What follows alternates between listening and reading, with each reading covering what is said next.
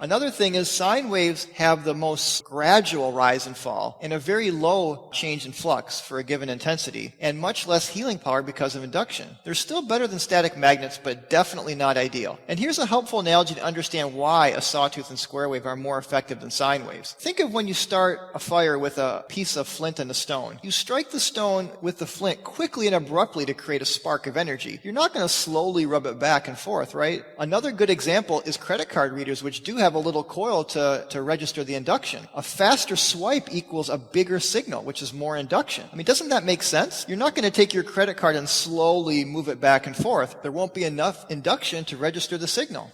So let's continue to look at sine waves here, because a lot of PMF companies do use a sine wave, which I honestly don't understand why, but they do. One of their justifications is that a sine wave is more natural. And this is just not true. The simple sine wave is not found in nature. The Schumann resonance and geomagnetic frequencies are much more complex. For starters, consider that the Schumann resonances are generated from lightning strikes, which are anything but sine waves. Have you ever seen a sine wave lightning bolt? And there's been many studies done to plot and show the Schumann resonances, and you can see this 1990 study, this graph here, and you can see the rapid rise and fall of the Schumann, especially the lower harmonics. But again, the actual Schumann resonance is a superposition of all these harmonics, so it's going to give you a very complex waveform. And you can see here also from the Global Coherence Initiative, they actually daily monitor the Schumann resonances. You can see these plots here, and they're anything but a sine wave. You can see they're very jagged, very abrupt. And, I mean, doesn't it make sense that nature would use a rapid rise and fall for maximum induction for all of life on Earth?